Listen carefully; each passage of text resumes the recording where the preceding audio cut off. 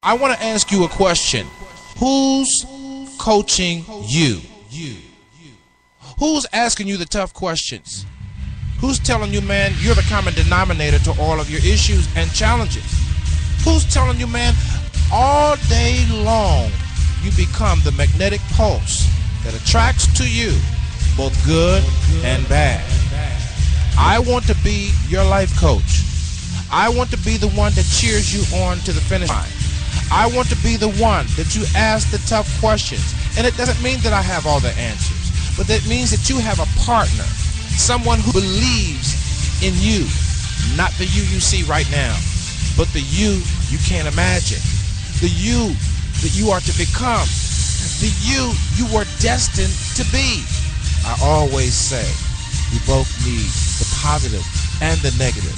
It's not enough to have the knowledge of the matter, but we must have the wisdom as well. For wisdom settles it. And that's what I want to offer you as you join me on the Coach's Corner. I want to offer you the wisdom of the matter.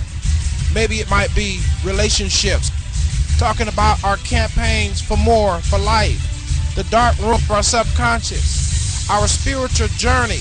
Whatever it is, I want to be there to encourage you, to build you, to challenge you, to cheer you on to the finish line. I'm qualified to do this. Why? Because I'm you. Yes, welcome to another edition of the Coach's Corner right here on SIBN Radio. My name is Marcus Sillett, and assuredly I bring to the table my own personal and professional issues, but I also try to bring the wisdoms from the scars of the journey of life that I have incurred as I have journeyed along the path. And most assuredly, I am appreciative of the chance to earn the right to speak into your life. Ladies and gentlemen, today we want to talk about if no one else believes in you, you believe in you. First, let me start off by saying thank you to all of those that are following us on Twitter, Facebook, our blog programming at www.415-96radio or www.sibnradio-SelectUSATV.com. Thank you for the members that have begun to join We Support SelectUSATV.com.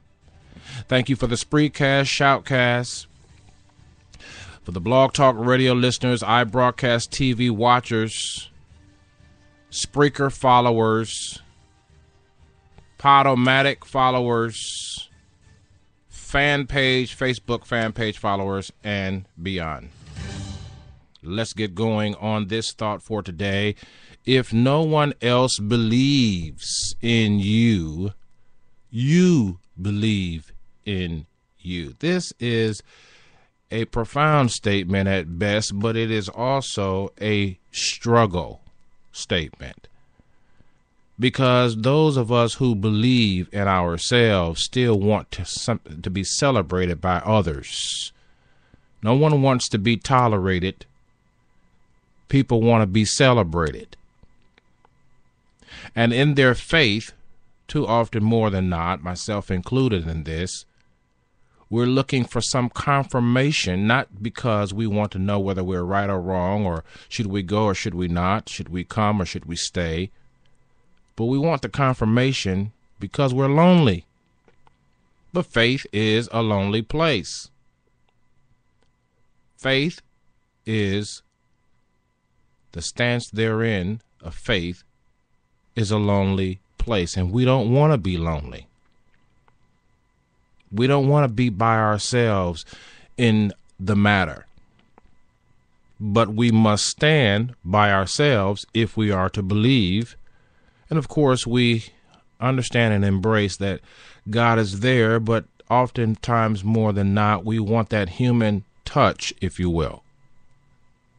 But I want to attack the first part of the thought for today. If no one else believes in you, why wouldn't someone else believe in you? There are a number of reasons. Take jealousy, for instance, strife, division, envy, covetousness. When people look at us, they don't know our story. They just see our glory. Somebody said amen to that one right there. Why wouldn't someone else believe in us? We don't know. We can't control why others won't get on the bandwagon.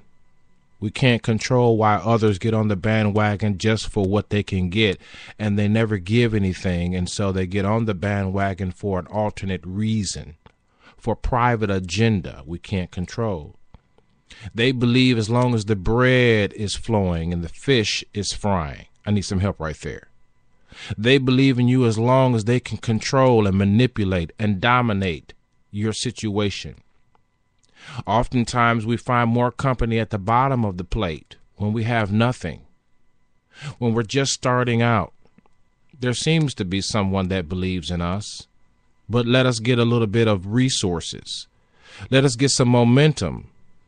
Let us start making progress. Let us start growing.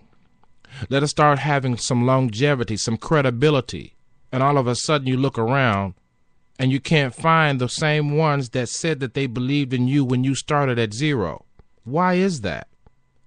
Why is it that people say they believe in us and then turn around and disappoint us? Why is it that they say, oh, I believe you can do it, but once we start doing it, now we got a problem? Well, we can't discover all of the innate reasons why. We can't discover it. We want to, we try to, and we even take time off from believing continuously in the next level, because once something has manifested, then there's no more faith required for that which has manifest, but now faith will be required for the next manifestation desired. I need some help right there. And oftentimes we take off from the momentum of faith to try to inquire why we can't bring such and such along the ride, along the journey, along the path. It is not my responsibility to make other people believe in me, though I have in my past, and perhaps maybe somewhere in my present, and probably will sometime in my future still attempt, because that is the human way. And we don't want to be alone. But I have no control over whether she believes or not. I have no control over whether he believes or not. I remember when I was called to be a minister, and for some of you, you probably figured that out by now, but I never used the word because it's misused, it's abused. But I remember when I was called, I was like maybe 15 years old, and I heard the Lord call my name, like Jeremiah. I believe it was Jeremiah. And my parents had this thing where they call you one time, you had to answer. If not, you're going to be in a heap of trouble, And so I went downstairs and I said, Mom, did you call me? And she said, no. And I did that 3 times.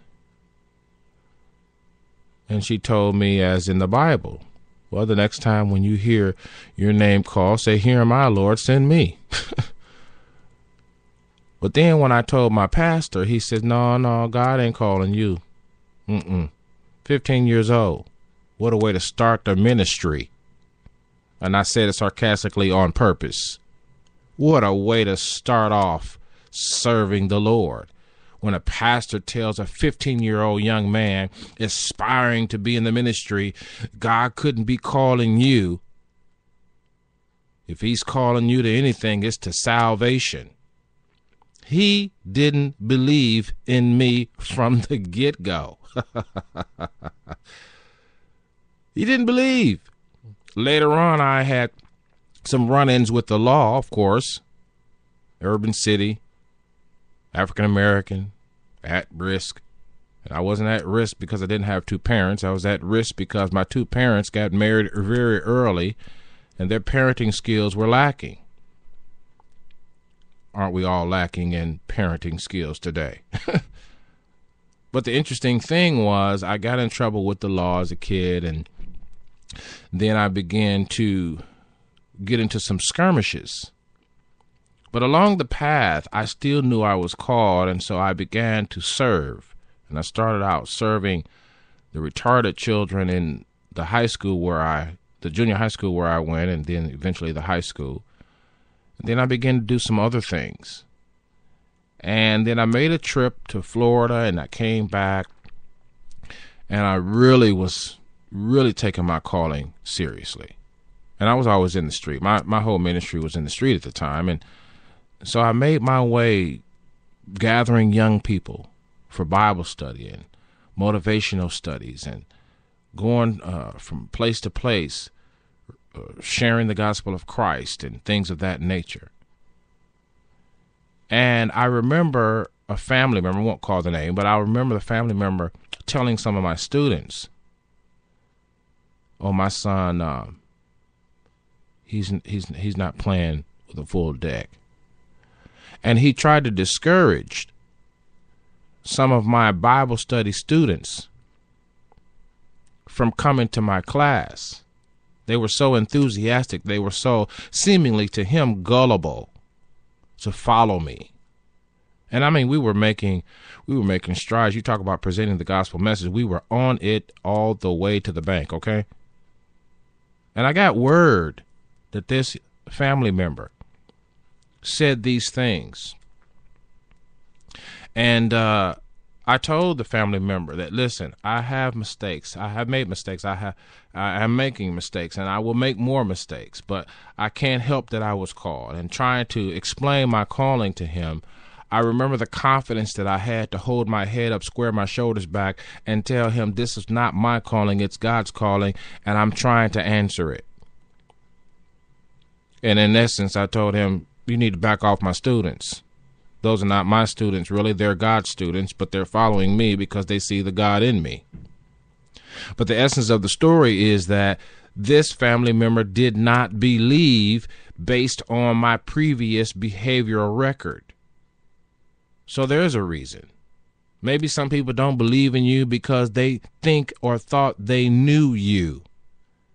They knew you when you were partying, when you were raunchous, when you were promiscuous, when you were rebellious, when you were weary, when you were worn. They knew you, so they thought they knew you. And so they equate the you with the behavior, and thereby, in their minds, there's no credibility of faith. There is no possibility. This is probably in some minds not even a plausibility. But then on the other hand, I went through years of waiting for other pastors after I was ordained. I went through many years of waiting for pastors to affirm the type of call that I had, which was an administrative growth call. In other words, we could go into a local church or a local community and put together programs, and we did that actually for a number of years, going to churches and communities and to design programs for youth and young adults and for the music department. Whatever the starting ministry needed, we were able to do that because we had that grassroots experience and grassroots quote-unquote anointing, if you will. And I remember being rejected. I remember being ousted. I remember not fitting in the old boys club in the church. And one of the things that the Lord told me that when I started Marcus Select Ministries some years ago, he says, I want you to use the coaching model. And I want to tell you, if you think I'm not weary and well-doing, you're wrong. I am. And I'm working not to be. But the weary and well-doing has come from the fact that I took time off from the momentum of faith to continue believing many times in my life, and I took time to try to diagnose why others did not accept me when I was doing right. Now, as long as I was doing wrong, I had everybody and their mama on board. I had everybody and their mama on the ship. I had everybody throwing the water off the ship to make sure that I didn't drown. I need some help right there. But now that I'm doing right, now that I'm headed in the right direction, in the right path, and I'm saying the right things, and I have the right attitude, all of a sudden now I don't have the support. I wonder, what is that? What is it about people that makes them believe in you when you are at zero?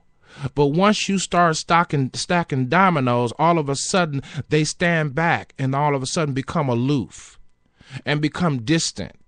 What is it about people that makes them say out of their mouth, I got your back, until you really need them to have your back, and their backs are to the wind from them running as far away from you as possible because they will not or do not or don't want to contribute to your cause? I don't know what it is. I've experienced it. Taking time off from the momentum of faith to try to diagnose why someone is not coming on board. And then you scratch your head, you sob in tears, and then you sit in the dark in the booth in the back, and you really want to quit. But winners never quit and quitters never win. And you know this. And so you proceed ahead. But there is a loneliness inside of you because you know that if you don't start believing in you, no one else will. You have a hint, you have a hunch, you have a clue that you have to believe in you. And I want to tell you and admit to you right here and right now, if you are a Christian, it is absolutely beyond explanation why the most rejection you'll experience will be within the four walls of the church. I don't care who you are. I mean, let alone if you got a problem. If you got a problem, as that song says, God will help you solve them. And you can get you some therapy, and you may need to seek professional help, and you may need to go to even if the problem is not drinking, join a AA group for the heck of it. Why? Because you'll probably get more support from AA than some of these churches. I'm just going to call it like I see it. You know, you get mad if you want to, but some of y'all sitting up there in them churches know what I'm talking about, but you just don't say nothing. You don't say anything because you don't want nobody to think that you know more than you know what appears to be the truth. But the fact of the matter is, a lot of folks don't believe in you like you think they do. And birds of a feather also flock together. And eagles don't do well with pigeons. If you're going to fly solo, and then fly solo until the flock of your kind is revealed. And I'm telling you, I have had my coffers full of so-called pretenders who believe in my cause, who believe in me. And I even heard T.D. Jakes say that, well, there are levels of those types of people. There are those that jump on the bandwagon of your cause, but they won't jump on the bandwagon for you. And as long as you stand for the cause, then they stand with the cause, but they won't stand with you. Isn't that amazing? And then there's some that'll stand for you, but they won't stand for what you stand for. See? And then there are others that won't stand for you or your cause. I felt that right there. But these things are the truth of the matter. These are the wisdoms of the matter, that being a believer in yourself is a lonely place. Let's get it on out there on the table, and let's acknowledge it, and let's place it where we need to place it so we can deal with it and move on. But taking time off from the momentum of faith. What is the momentum of faith? The momentum of faith is when you finally accomplish level 1, for instance. You don't need faith for what you have accomplished. Now you move on to a greater dream, a greater desire, a greater step. The next level, as they say, the next dimension. Step 2. You accomplished the short-term goals. Now it's time for the intermediate range goals. And then after that, it's time for the long-range goals. And so that requires the momentum of faith. The momentum of faith. When we take time off from the momentum building of faith to try to diagnose why somebody don't do something for us or with us or in us or to us or whatever the case may be, that's when we lose momentum, and all of a sudden now it seems that we don't have the faith that we once had to get step 1 done or step 2 done. And we become discouraged. And as I said earlier, we become more than weary in well-doing.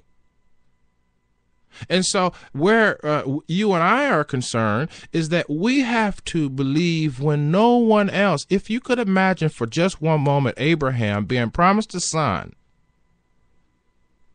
that would be the blessing as much as the sand of the seashores in the earth today. If you could imagine that.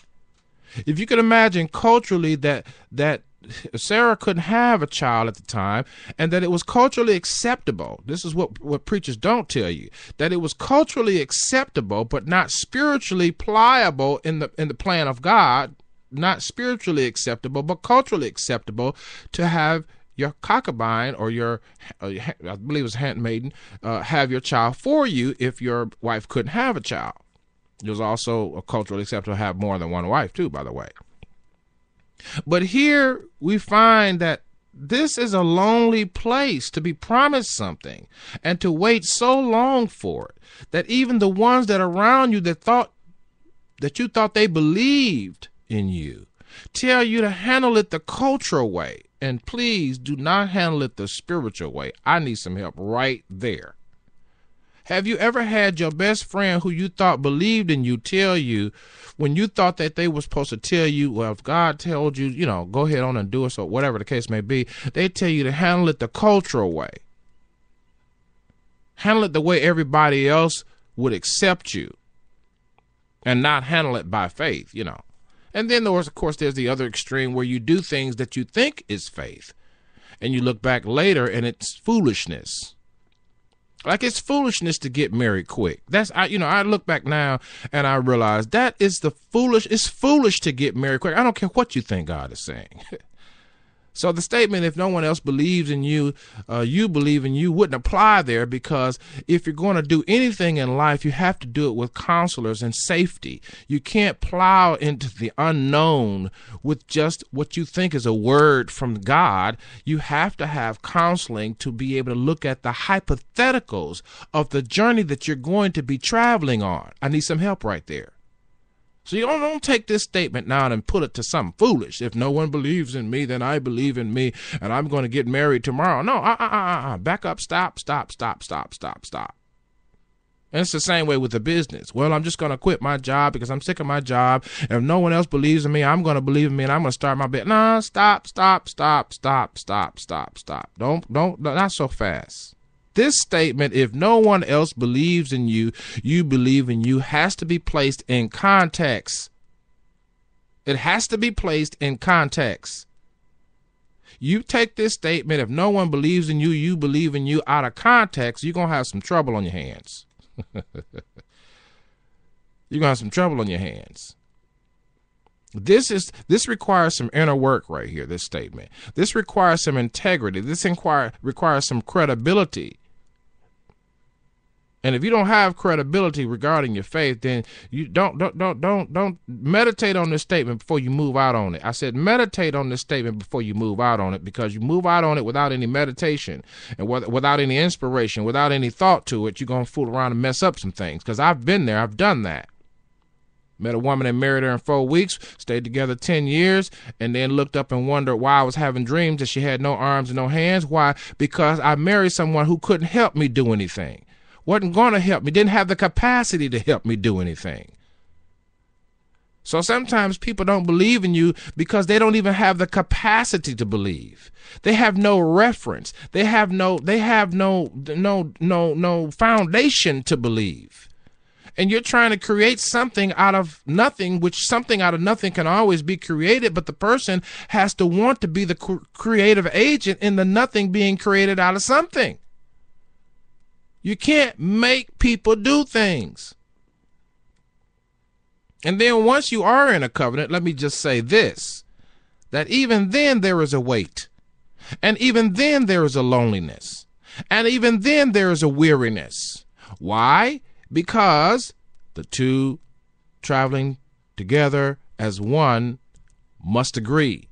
And how shall they accomplish anything if they're not walking in agreement? And so you have to find common grounds of agreement, and you have to maneuver through seasons and times, and you have to wait. I hate to say that, but it's the truth of the matter. You have to learn. Faith is also wise in the waiting of the matter.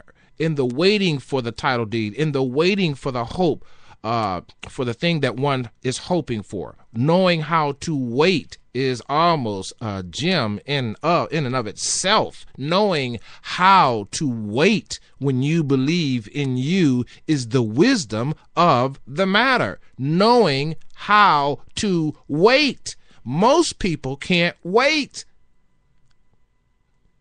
And then what happens is, if you take shortcuts, you end up getting cut short because you're saying it's faith. But when faith is, when the ingredients therein now is being tested by the fiery trials of life, then you come up short. And then that's hence where Jesus comes in. This is not a Bible study, but just, to use him as a reference. He says, "Oh, ye of little faith." Yeah, you had it, but it wasn't exercised to the degree that you were attempting to use it. In other words, why would you bench 300 pounds when you have not mastered 50?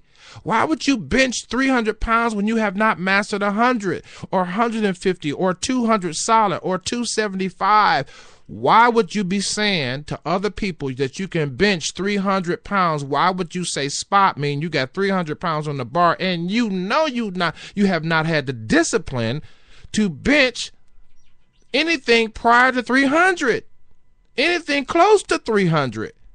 And so the point of the matter is that if we're going to build the momentum of faith thereof after accepting the fact that if no one believes in me, I will believe in me. If we're going to build that momentum, we have to be integral in the process, and we have to be willing, and we have to understand and be willing to accept the fact that when we say we believe for something, or when we say we believe in ourselves for something, that faith that we declare now will have warfare. That faith which we declare now will incur warfare. Let me say that again. That faith that you declare must have warfare in order to authenticate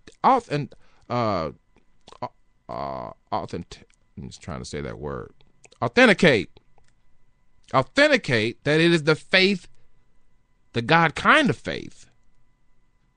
You see, and that's what you're going to need to have in yourself. You're going to have a three-tier type of faith to believe in you.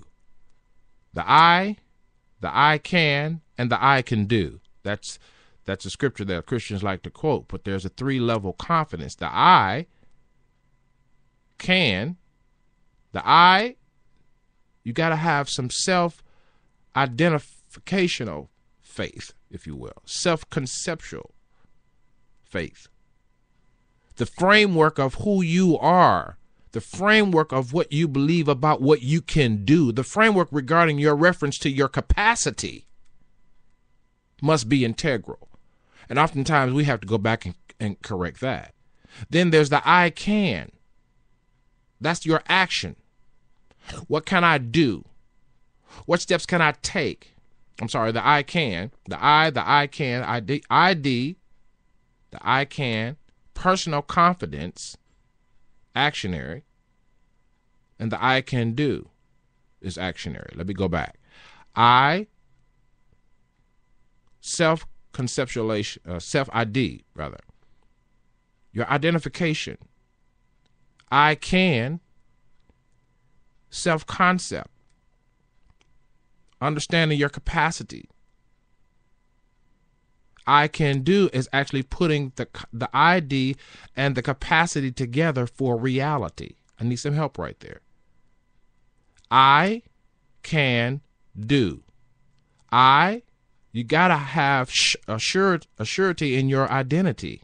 If you're questioning yourself about all kinds of stuff, then the foundation of your faith is weak. Then I can. You got to believe you can do this. You got to line up some steps, and then I can do. You actually got to do something. I got to get out of here. You got to do something. You can't just sit there. Need some help right there. You can't just sit there, man. You know what I mean? If no one else believes in you, you believe in you. And be integral about that belief. And it's rough. It's just absolutely rough. There's a crack in this old building, and my soul has got to move. There's a leak in this old building, and my soul has got to move. Oh, an old song says, it's not my mother, it's not my brother, but it's me, oh Lord, standing in the need of prayer. I know you're struggling. I know there's a haggling going on inside your mind, inside your spirit. Why don't these folks believe in me? Haven't they seen who I am? No, they haven't seen it yet. You gotta show yourself to yourself. Because every time you say you believe, one thing you can be sure of, you're gonna have to pass a final test. And I don't know, it's finals for you this week? It's finals coming up for your faith? Whatever you do, man, follow me if you can. This is the coach.